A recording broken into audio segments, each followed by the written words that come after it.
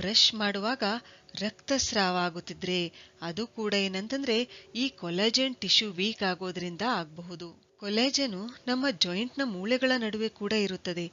ಇಲ್ಲಿ ಇದು ಸ್ಟ್ರೆಂತ್ ಕೊಡೋ ಕೆಲಸ ಮಾಡುತ್ತೆ. ಸರಳವಾಗಿ ಹೇಳಬೇಕಂದ್ರೆ ನಮ್ಮ ಚರ್ಮದಲ್ಲಿ ಕೊಲಾಜೆನ್ ಟಿಶ್ಯೂ ಎಷ್ಟು ಹೆಚ್ಚು ಇರುತ್ತದೆಯೋ ಅಷ್ಟು ನಮ್ಮ ಮುಖದ ಮೇಲೆ ರಿಂಕಲ್ಸ್ ಲೇಟ್ ಆಗಿ ಬರುತ್ತವೆ. ನಮ್ಮ ದೇಹದಲ್ಲಿ ಈ ಕೊಲಾಜೆನ್ ಟಿಶ್ಯೂ ತಯಾರಾಗುವಲ್ಲಿ ವಿಟಮಿನ್ ಸಿ ಪ್ರಮುಖ ಪಾತ್ರ ನಿರ್ವಹಿಸುತ್ತದೆ ಮತ್ತು ಈ ವಿಟಮಿನ್ ಸಿ ನಮಗೆ ನಿಂಬೆಹಣ್ಣಿನಿಂದ ಸಾಕಷ್ಟು ಪ್ರಮಾಣದಲ್ಲಿ ಸಿಗುತ್ತದೆ. ಲೆಮನ್ ಜ್ಯೂಸು ನಮ್ಮ ಲಿವರ್ ಅನ್ನು ಡಿಟಾಕ್ಸಿಫೈ ಮಾಡುವ ಕೆಲಸ ಮಾಡುತ್ತದೆ. ಫ್ಯಾಟಿ ಲಿವರ್ ಸಮಸ್ಯೆ ನಿವಾರಿಸುವಲ್ಲಿ ಮತ್ತು ಲಿವರ್ನ ಕಾರ್ಯಕ್ಷಮತೆ ಹೆಚ್ಚಿಸುವಲ್ಲಿ ಕೂಡ ಇದು ಪ್ರಮುಖ ಪಾತ್ರ ನಿರ್ವಹಿಸುತ್ತದೆ.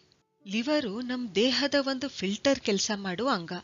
ಇದು ಯಾವಾಗಲೂ ನಮ್ಮ ರಕ್ತವನ್ನು ಫಿಲ್ಟರ್ ಮಾಡುವ ಕೆಲಸ ಮಾಡುತ್ತಿರುತ್ತೆ.